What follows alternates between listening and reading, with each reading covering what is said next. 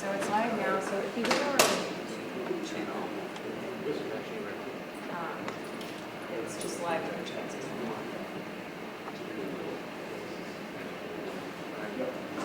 Arrow.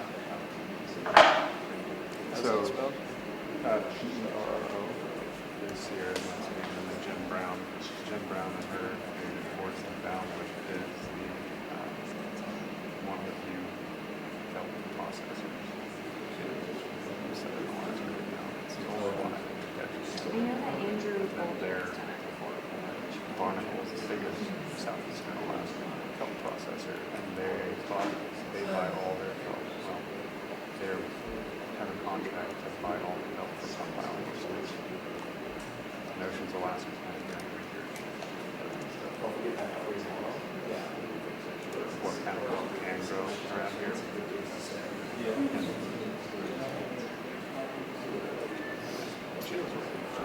So I didn't want to do the farming route, machine harvest permit.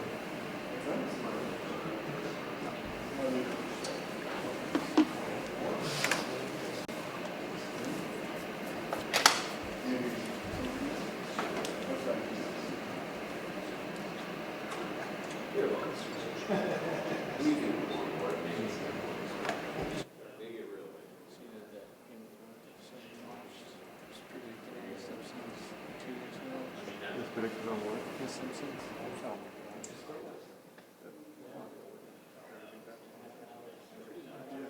It's been around long enough.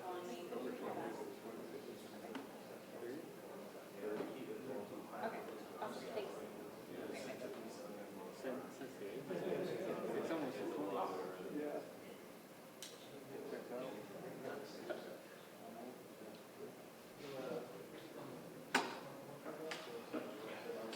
Hey,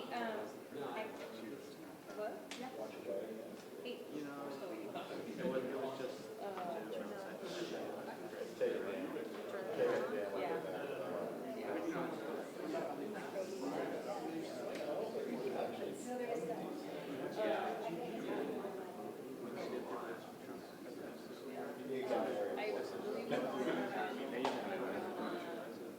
It's up on YouTube now.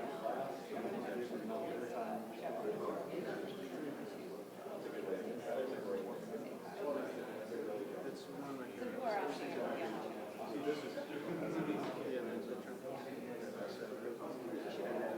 because like people are like you can hear it. I just saw it. Right. This is probably It's very interesting.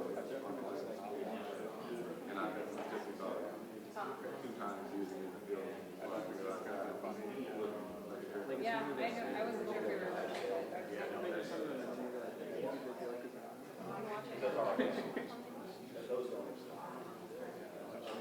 If we did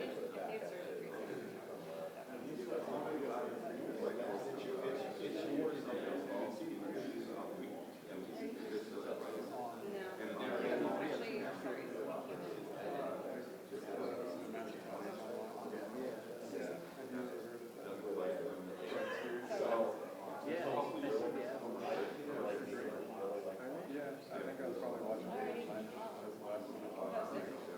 and it's like 3 hours of content.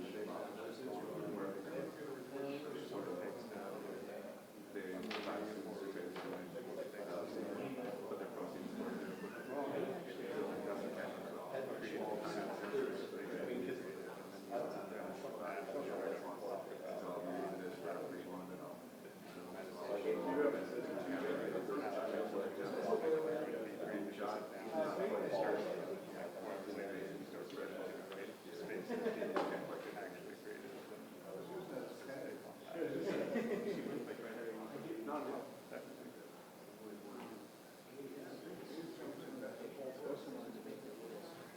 somebody you don't want very much then. Yeah. They find the perfect part and actually yeah, that's great. Yeah. So this is How do you roll? I'm your always master. Yeah, income tax.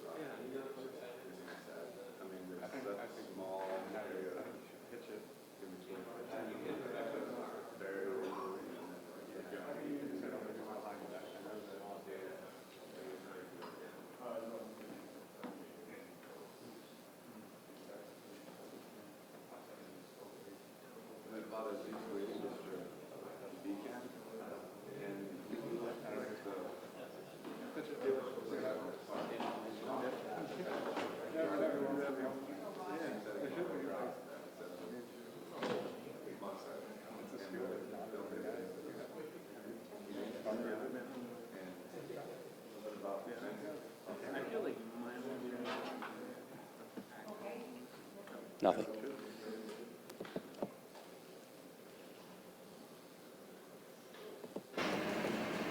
He's not speaking. He's not speaking. He's not doing anything.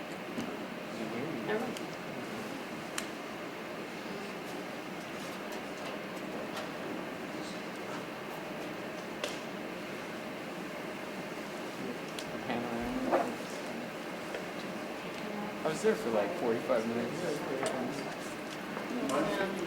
So yeah, it's all the way down there. Testing, testing. Can everyone see the screen? This will be demonstrated also during the briefing. Okay.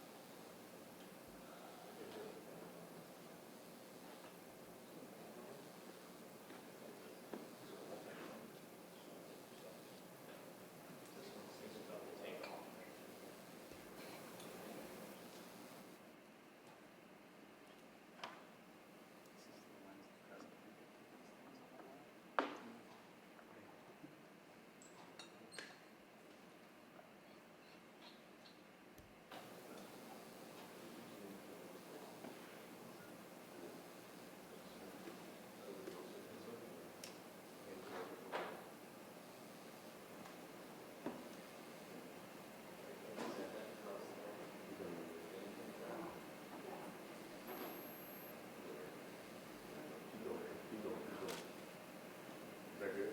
Okay, move it.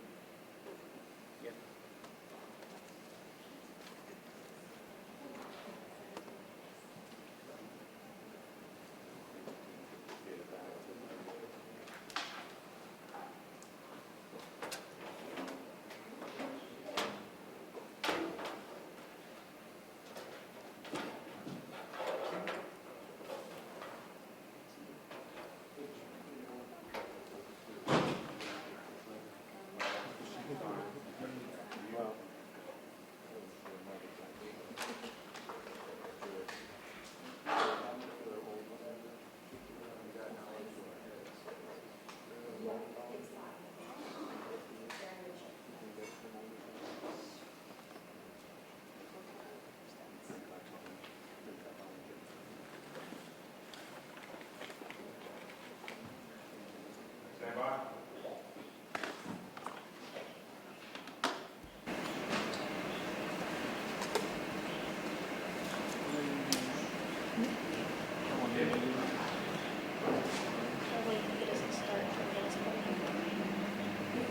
Can you check this card?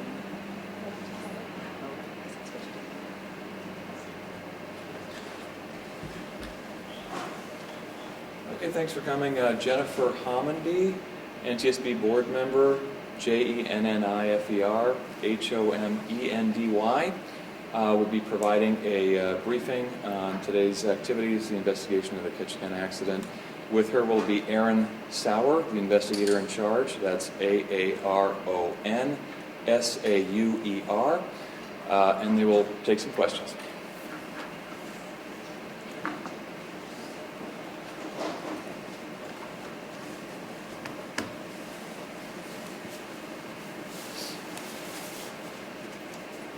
Good afternoon, and thank you for joining us. My name is Jennifer Homendy, and I'm a member with the National Transportation Safety Board. With me is our investigator in charge, Aaron Sauer.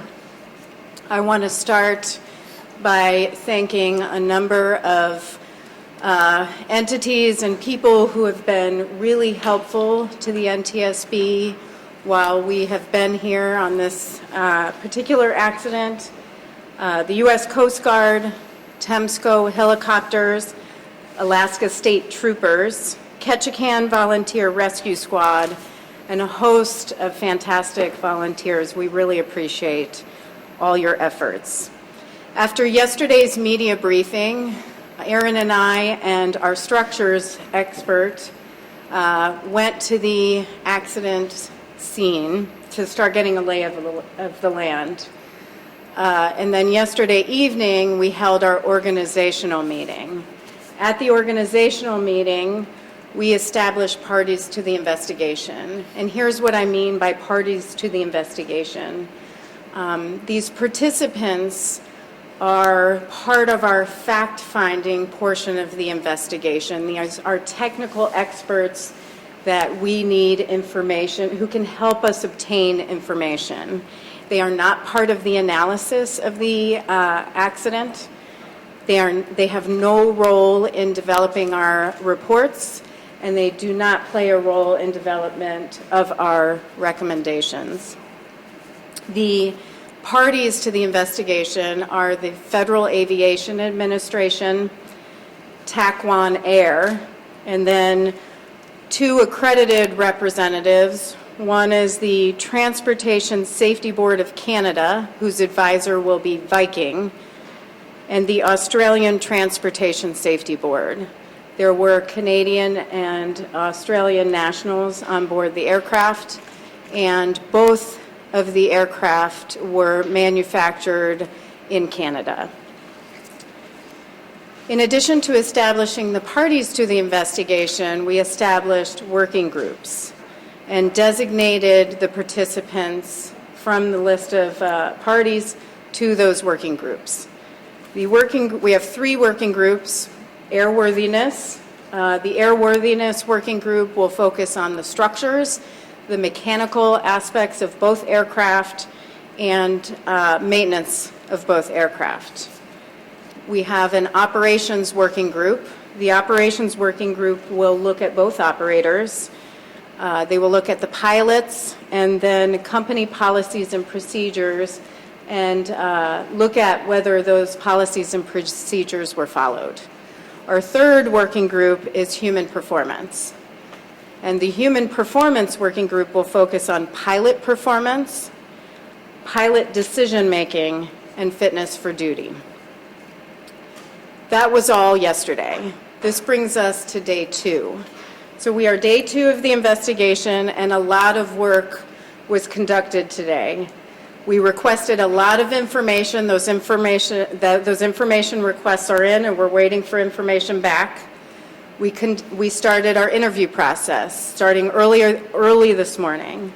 We interviewed the pilot of the TAC-WAN airplane, and we've been interviewing passengers. Now, I want to state that, because I know there's going to be questions on those interviews.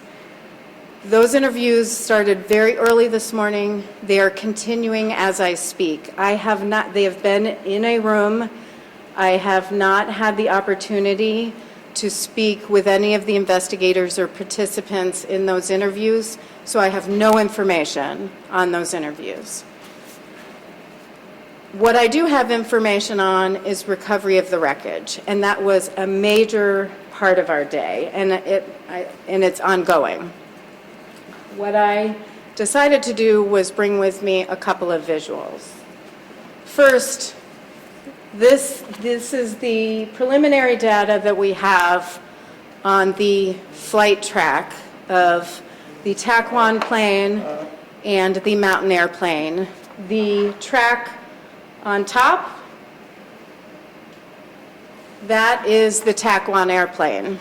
The TAC-WAN plane was in a southwest heading, inbound to Ketchikan, descending from between 3,800 and 4,000 feet to about 3,300 feet. Now, somebody asked me yesterday whether this was normal. Was it a rapid descent? We did not see anything abnormal about this. This is, over the course of several miles. The plane was traveling at about 126 knots, which is 145 miles per hour.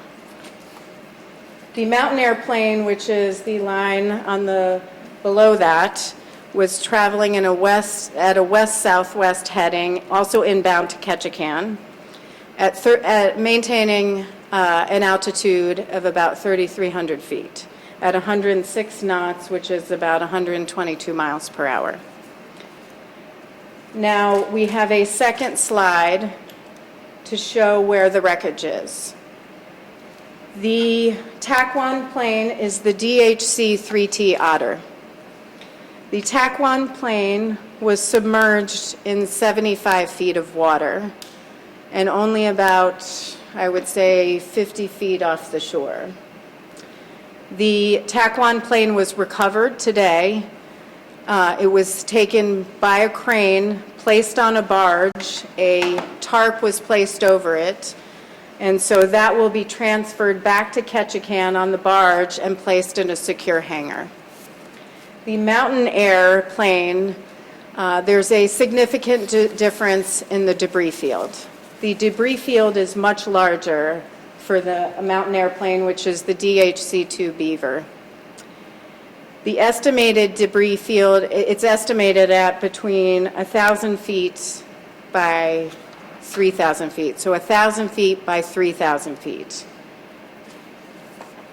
When I left the scene this afternoon, the barge had moved from where they placed the otter on the barge. They moved over to where the site where the beaver had crashed, and began the process of putting ropes around that to secure it so that they could place it also on the barge and move it to Ketchikan. We left and they were in the process of doing that. So tomorrow, our focus will continue to be interviews. We will also focus on still recovering the debris, and then we will begin to put together the structures of both aircraft in the hangar to see how the two airplanes came together. We will have a preliminary report available in about 2 weeks. This will be our last media briefing, but we are not leaving the scene. We have a lot of work to do. So for media questions, please refer to our staff, our media relations staff back in DC, and we'll get back to you.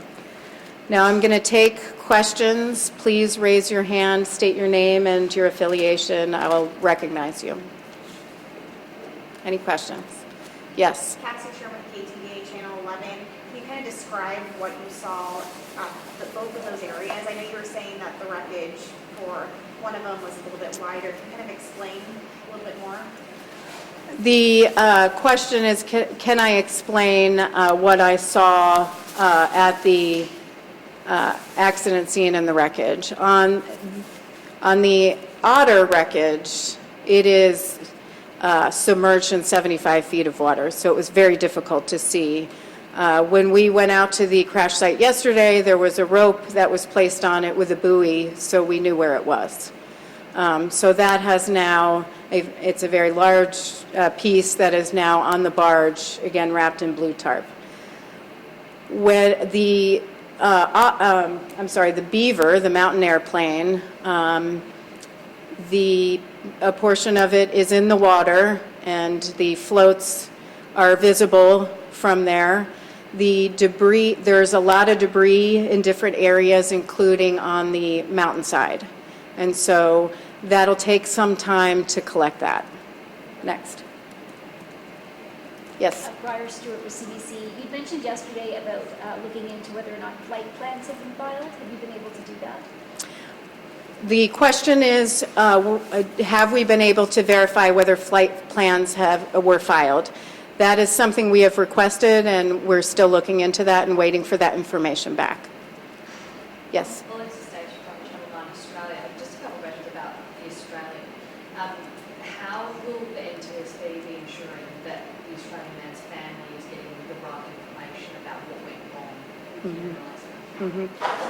The question is, how will the NTSB ensure that information is relayed back to the families in Australia and also the families in Canada? I'll just add to that because it's the same process. We have a family assistance team here. Our family assistance program is actually required by law, and we have a terrific team here on the ground who has had several family meetings, both in Ketchikan. They will be working in Anchorage, and I believe possibly Seattle as well. And through that process, there is continuing communication throughout the investigative process that they will provide to the they will provide information to the families, and including all the way up through when we do the final report, and when the board meeting has their board meeting, they are also invited to attend all that as well. And the Australian father, we understand he was in the Beaver, but usually we rely on him and where he was sitting in the aircraft and that sort of thing. I am not able to provide that. The question is, am I able to provide information on where the Australian national was in the plane? I do not have that information at that time. At this time, our family assistance team is with the different family members and at the hospitals, and so that's not information that I have. Just lastly, you mentioned at the beginning that the Australian Transportation Board is involved. Can you just tell me a bit more about how they'll be involved in the investigation? So, and the question is, how is the Australian Transportation Safety Board involved in the investigation? It's similar to how we would be involved if a aircraft was in an accident in another country, but it was manufactured here in the United States.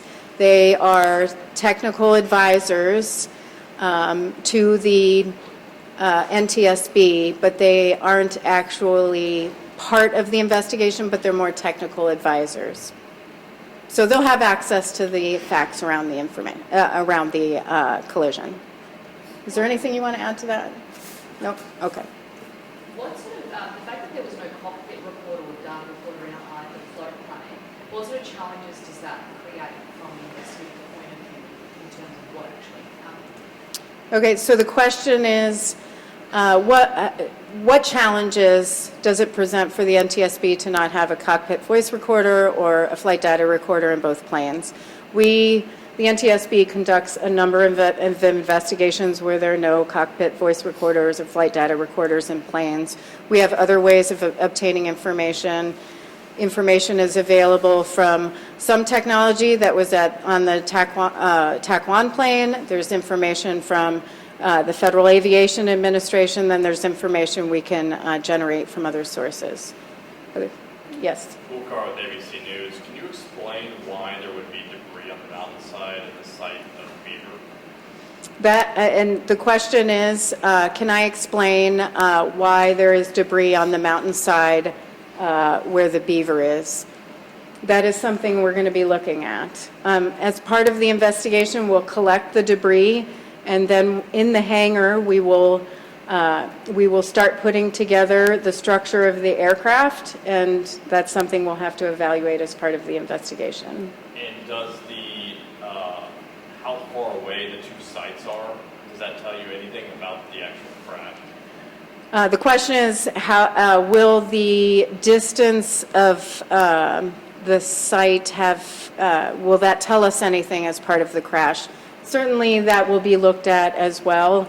I think we calculated today that it was about, straight across is about a little under a mile. From one to the other, it's a little bit over a mile. Yes? So the FAA said that most planes were equipped with NTSB transponders, and I was wondering whether they were working, if you know, and whether that would be a factor. The question is, were the transponders working, and did that play a factor in the accident? Again, that is part of our investigative process. We will be looking at that. One thing I would also offer is, in the course of the investigation, we may decide to do a visibility study. And that would be looking at the field of vision in both cockpits to see what both pilots could see, sort of looking at the structures. Was there anything that may have blocked their view in any way? So that's something we will likely be looking at as well. Do you know anything about wind at that altitude on Do you have any information? Oh, okay. So the question is, do we know anything about wind at that time? Our meteorologists back in DC are looking at that information right now. So we hope to have more information. Weather is always something we look at as part of an investigation. You had your hand up. Hank Davis, KTVU. Is there a timeline as far as getting both planes back here to start piecing things together? And based on the wreckage that you guys have already recovered, is there anything that you guys can kind of glean off of that first plane at this point? Two-part question. The first part was, well, can we clean anything as part of the wreckage? I'm sorry, can you repeat the first part of your question? Just looking for a general timeline on... for removing the planes and getting the wreckage back here. The answer to that on the Otter, the good portion of it is on the barge and headed back to Ketchikan to go to a secure hangar. The Beaver, that was in the process of being recovered and put in the barge. I suspect it'll be a short time before it is in that hangar. It will take several days to get the additional part of the wreckage. And can we glean anything? It's too early for that. If I can have one more question. Is there any sort of safety equipment that either of the planes might have had on board not operating that might have let them know there was another plane in their area? Or have you guys been able to tell any of that at this point? Have we been able to tell if there was any sort of technology in the plane that would have told them, whether they could see each other? Technology does exist. That is part of our investigation where we will be looking at that for both planes. Since we're just in the process of recovering the structures, that's going to take a little bit of time. Last question. Anybody else? Great. Thank you very much.